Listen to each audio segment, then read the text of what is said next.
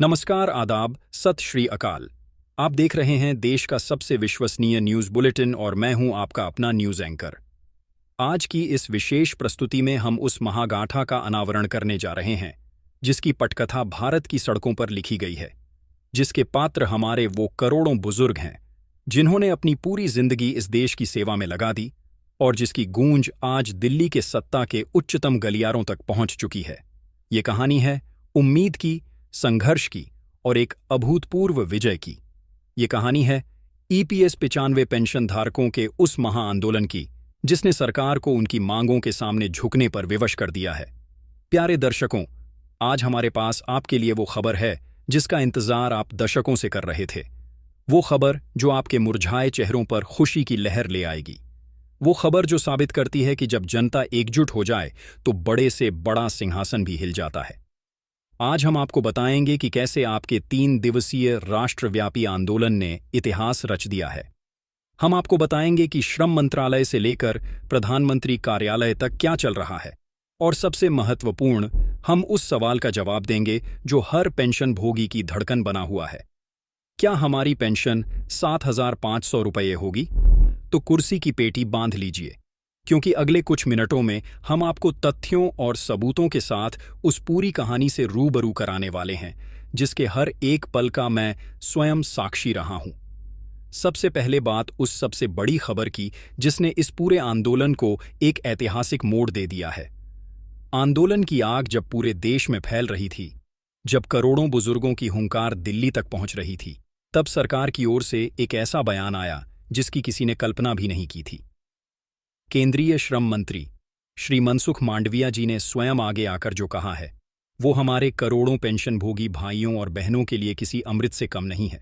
उन्होंने आधिकारिक तौर पर यह स्वीकार किया है कि ईपीएस 95 पेंशन धारकों की मांगें जायज हैं और सरकार उनके प्रति पूरी तरह से संवेदनशील है। लेकिन बात यहीं खत्म नहीं होती। उन्होंने जो सबसे बड़ी बात कही उसे सुनकर आपका सीना गर्व से चौड़ा हो जाएगा। श्री मांडविया जी ने कहा कि देश के यशस्वी प्रधानमंत्री श्री नरेंद्र मोदी जी स्वयं इस पूरे मामले पर अपनी नजर बनाए हुए हैं और वो आप सभी पेंशन धारकों से व्यक्तिगत रूप से मुलाकात करना चाहते हैं। जी हां, आपने सही सुना। देश के सर्वोच्च नेता प्रधानमंत्री नरेंद्र मोदी अब सीधे इस मामले में हस्तक्षेप कर रहे हैं। यह कोई मामूली घटना नहीं है। यह इस बात का प्रमाण है कि आपकी तपस्या सफल हुई है, आपका संघर्ष रंग लाया है। वर्षों से जो आवाजें अनसुनी की जा रही थीं, आज उस आवाज को देश का सबसे शक्तिशाली व्यक्ति सुनने को तैयार है। श्रम मंत्री ने यह भी आश्वासन दिया है कि न्यूनतम पेंशन को 7,500 रुपये करने की मांग पर सरकार सैद्धांतिक रूप से सहमत है। यह हमारे आंदोलन की सबसे बड़ी जीत है। जो मांग वर्षों से फाइलों में धूल फांक रही थी, आज वो हकीकत बनने की दहलीज पर खड़ी है। हालांकि उन्होंने यह भी स्पष्ट किया है कि इस प्रक्रिया को लागू करने में कुछ व्यावहारिक समय लगेगा और इसे एक साथ पूरे देश में लागू करना संभव नहीं होगा। सरकार ने इसके लिए एक ठोस और चरणबद्ध योजना तैयार की है। तो चलिए अब आपको उस महायज्ञ की ओर ले चलते हैं जिसने इस अविश्वसनीय परिणाम को संभव बनाया है। पिछले 3 दिनों में भारत ने जो देखा वो केवल एक धरना या प्रदर्शन नहीं था, वो एक स्वाभिमान की लड़ाई थी।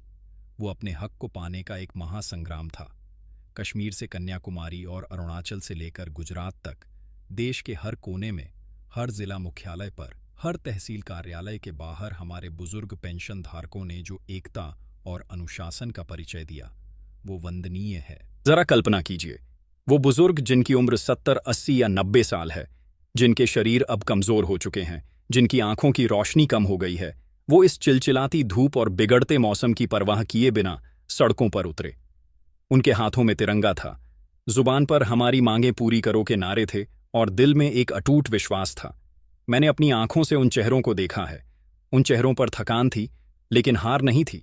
उन आंखों में पीड़ा थी लेकिन भविष्य की उम्मीद भी थी। यह आंदोलन किसी एक संगठन या एक नेता का नहीं था, यह जन जन का आंदोलन बन गया था। यह उन करोड़ों आत्माओं की सामूहिक पुकार थी जिन्हें मात्र 1,000, 1,500 या 2,000 रुपये की मामूली पेंशन पर अपना जीवनयापन करने के लिए मजबूर किया जा रहा है।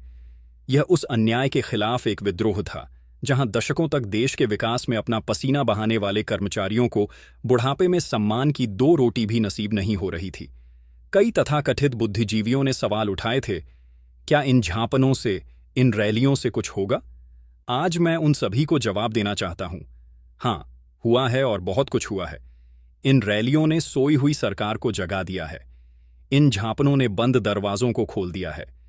इस आंदोलन ने दिल्ली में बैठे नीति निर्माताओं को यह एहसास करा दिया है कि पेंशन धारकों की शक्ति को अब और नजरअंदाज नहीं किया जा सकता।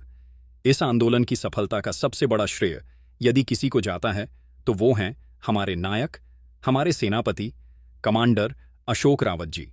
उनका नेतृत्व, उनकी रणनीति और उनका अदम्य साहस ही इस आंदोलन की असली ताकत है।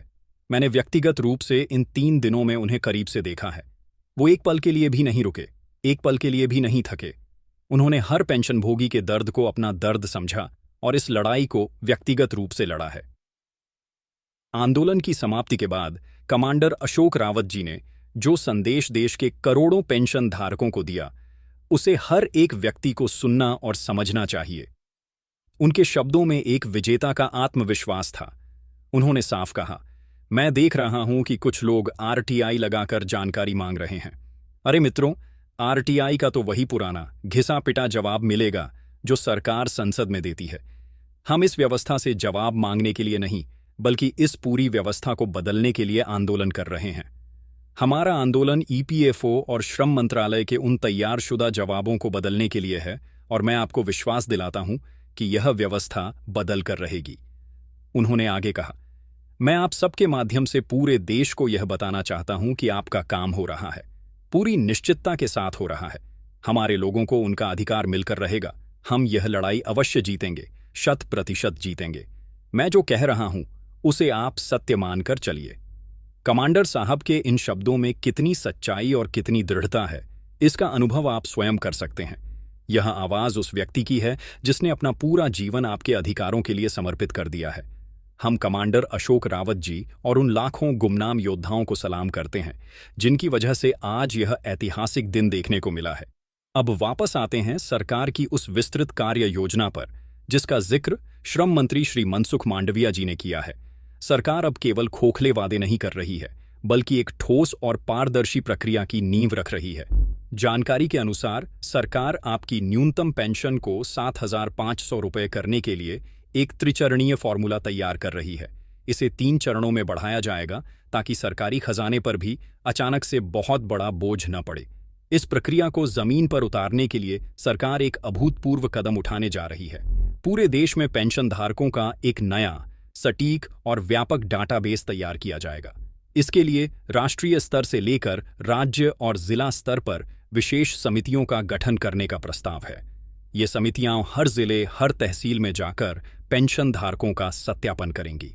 इस डाटाबेस में कई महत्वपूर्ण जानकारियां एकत्र की जाएंगी, जैसे वास्तव में कितने पेंशन धारकों को 1,000 रुपये मिल रहे हैं, कितने पेंशन धारक ऐसे हैं जिन्हें 1,000 रुपये से भी कम या कुछ ज्यादा मिल रहा है, कितने मामले ऐसे हैं जहां 850 रुपये जैसी विसंगतिपूर्ण पेंशन दी जा रही है, प्रत्येक कर्मचारी ने कितने वर्षों तक राष्ट्र की सेवा की है और कितना अंशदान ईपीएस योजना में दिया है, सेवानिवृत्ति के समय उनका अंतिम वेतन कितना था जिसके आधार पर पेंशन की गणना की गई थी। यह सारी जानकारी इसलिए एकत्र की जा रही है ताकि पेंशन वृद्धि का एक ऐसा पारदर्शी और न्यायसंगत फॉर्मूला बनाया जा सके जिसमें किसी के साथ कोई अन्याय न हो। यह इस बात का सबसे बड़ा सबूत है कि सरकार अब इस मुद्दे को टालने के मूड में नहीं है, बल्कि इसका एक स्थायी और सम्मानजनक समाधान निकालने के लिए प्रतिबद्ध है। सूत्रों का मानना है कि यह डाटाबेस तैयार करने और सत्यापन की प्रक्रिया में अगले कुछ महीने लग सकते हैं और ऐसी प्रबल संभावना जताई जा रही है कि दीपावली के पावन अवसर पर प्रधानमंत्री श्री नरेंद्र मोदी जी स्वयं राष्ट्र को संबोधित करते हुए आपको यह ऐतिहासिक सौगात दे सकते हैं। इस आंदोलन की जमीनी हकीकत को दर्शाने के लिए हमें देश के कोने कोने से खबरें मिल रही हैं।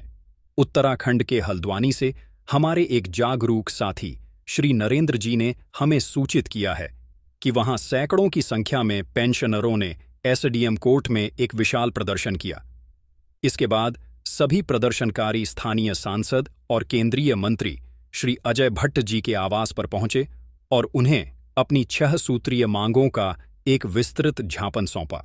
उस झांपन में उन्होंने उस पीड़ा को व्यक्त किया कि कैसे दशकों की सेवा के बाद आज देश में औसत मासिक पेंशन मात्र 1172 रुपये है, जो कि किसी भी सभ्य समाज के लिए एक शर्मनाक आंकड़ा है। हम नरेंद्र जी जैसे उन सभी साथियों का हृदय से धन्यवाद करते हैं जो इस आंदोलन की आवाज को हम तक और हम आपके माध्यम से पूरे देश तक पहुंचा रहे हैं। यह आंदोलन किसी एक व्यक्ति, एक शहर या एक राज्य का नहीं था। यह भारत की आत्मा का आंदोलन था। अरुणाचल प्रदेश की पहाड़ियों से लेकर महाराष्ट्र के औद्योगिक क्षेत्रों तक, नागालैंड के सुदूर गांवों से लेकर तमिलनाडु के तटीय इलाकों तक, हर जगह हमारे पेंशनभोगी योद्धाओं ने अपनी एकता और शक्ति का परिचय दिया है। यह दुखद है कि मुख्यधारा की मीडिया ने इस महासंग्राम को वो तवज्जो नहीं दी जिसका यह हकदार था, लेकिन हमें इसकी परवाह नहीं है। हमने सोशल मीडिया और आप जैसे जागरूक नागरिकों के माध्यम से अपनी आवाज को इतना बुलंद किया कि उसे अनसुना करना असंभव हो गया। आज यह चैनल सिर्फ एक न्यूज चैनल नहीं, बल्कि आपकी अपनी आवाज बन चुका है। अंत में कुछ बहुत ही महत्वपूर्ण बातें जिन पर आपको ध्यान देना आवश्यक है। मैं यह पूरी जिम्मेदारी और गंभीरता के साथ स्पष्ट कर देना चाहता हूं कि सोशल मीडिया और व्हाट्सएप पर जो अफवाहें फैलाई जा रही हैं कि सितंबर महीने में ही आपके बैंक खाते में 7,500 रुपये आ जाएंगे, वे पूरी तरह से निराधार और गलत हैं। कृपया ऐसी अफवाहों पर ध्यान न दें। अभी किसी के भी खाते में 7,500 रुपये की राशि नहीं आई है और न ही सितंबर महीने में आने वाली है। हाँ, यह सच है कि प्रक्रिया शुरू हो चुकी है। सरकार ने अपनी मंशा स्पष्ट कर दी है। एक रोड मैप तैयार किया जा रहा है, लेकिन इस पूरी प्रक्रिया में थोड़ा समय लगेगा। हमें धैर्य और विश्वास बनाए रखना होगा। हमारी जीत निश्चित है, लेकिन हमें जल्दबाजी में कोई गलत कदम नहीं उठाना है और न ही किसी भी प्रकार के भ्रम का शिकार होना है। आप केवल आधिकारिक और विश्वसनीय स्रोतों से मिली जानकारी पर ही विश्वास करें। याद रखिए, आपकी एकता ही हमारी सबसे बड़ी पूंजी है। कमांडर अशोक रावत जी का और हम सभी का एकमात्र उद्देश्य यही है कि देश के सभी 7.5 करोड़ पेंशन धारकों को एक मंच पर लाया जाए, एक सूत्र में पिरोया जाए। इसलिए इस चैनल को सब्सक्राइब करना न भूलें और अपने सभी पेंशनभोगी साथियों को भी इसे सब्सक्राइब करने के लिए प्रेरित करें, ताकि हर सच्ची और सटीक जानकारी सीधे आप तक पहुंच सके। और अब एक और खुशखबरी। कल जो हमारी जूम मीटिंग तकनीकी कारणों से स्थगित हो गई थी, उसका आयोजन आज शाम को किया जाएगा। कमांडर अशोक रावत जी और हमारी पूरी टीम इसी चैनल के माध्यम से आपके साथ लाइव जुड़ेगी। हम आपके हर सवाल का जवाब देंगे, आपकी हर शंका का समाधान करेंगे और आगे की रणनीति पर विस्तार से चर्चा करेंगे। तो आप सभी से मेरा अनुरोध है कि आज शाम को होने वाले इस लाइव सत्र में अधिक से अधिक संख्या में जरूर जुड़ें।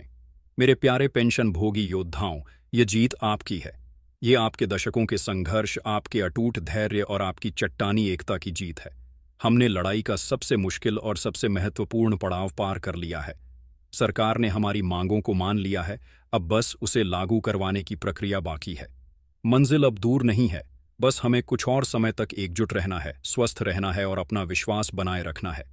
हम उस दिन की कल्पना कर रहे हैं जब आपके खाते में 7,500 रुपये की पेंशन आएगी, जब आपको मुफ्त चिकित्सा सुविधा का लाभ मिलेगा और जब आप अपना बुढ़ापा सम्मान और स्वाभिमान के साथ जी सकेंगे।